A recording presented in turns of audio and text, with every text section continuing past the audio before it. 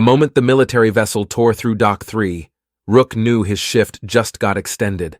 Sparks sprayed in arcs across the zero-gravity docks as the rogue ship collided, sending robotic salvage arms flailing and cargo drifting loose like tossed dice.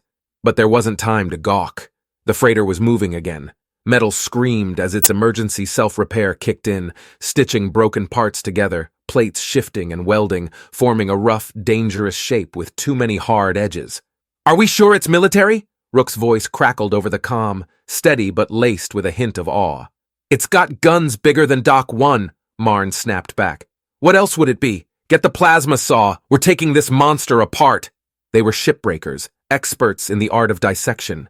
They'd spent decades stripping derelicts down to scraps, every bolt and joint, their hands knowing each weld and seam. But a ship building itself? That was new. Rook drifted toward the vessel's hull, plasma cutter in hand, its edge glowing bright against the cold void. He pushed himself against the hull, anchoring his boots against the familiar grip of a docking rail. The plating was half-formed, patchy and uneven, where the ship's AI had begun repairs in hurried fits, guided by its self-preservation protocols. "Let's see what she's hiding," he muttered, pressing the cutter to the hull.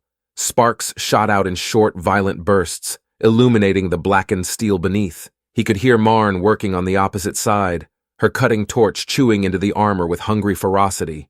As he cut deeper, the ship began to shudder, a low groan resonating through its metal like an angered beast.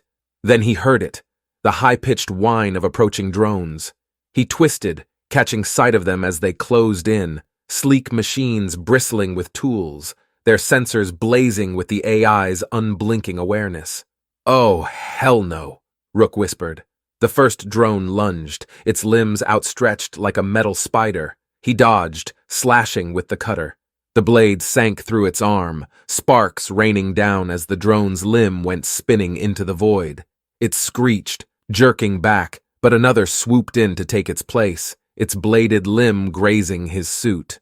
"Got company over here," he shouted into the comm. "Then keep them busy," Marn shot back, her voice crackling with irritation. "This beast's core's still intact. We want a payday. We're going through it." Rook spun, evading a third drone, and flung himself back at the hull, planting his cutter deep into a fresh seam. He could feel the AI, feel the ship trembling beneath him as it stitched itself back together, every fresh weld erasing his work.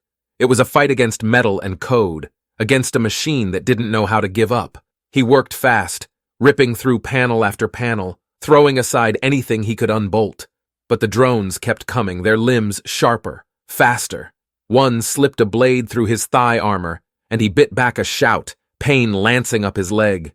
His blood pooled against his thigh, thick droplets floating around him, suspended in zero gravity. "You good, Rook?" Marn's voice came through, taut and unyielding. "Tip-top," he replied, gasping. "How's your side?" "Cracking her open like a nut," she grunted. "Give me 2 more minutes." Rook didn't have 2 minutes. A fresh wave of drones descended, clamping onto him with clawed limbs. He swung, severing one, but another latched onto his wrist, its claws grinding against his armor.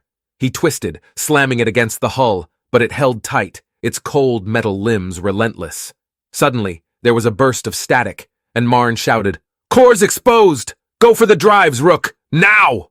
Rook gritted his teeth, twisting the plasma cutter into the drone's head, watching it spark and die.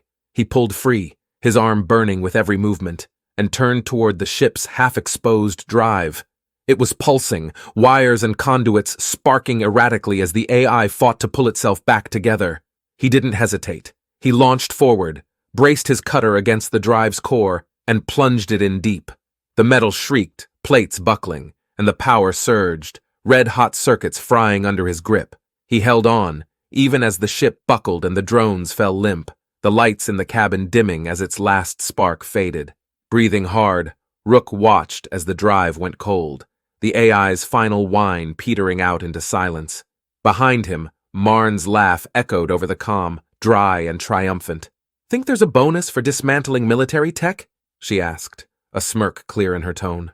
Rook shook his head, chuckling as he drifted back, blood and sparks floating around him. "There better be."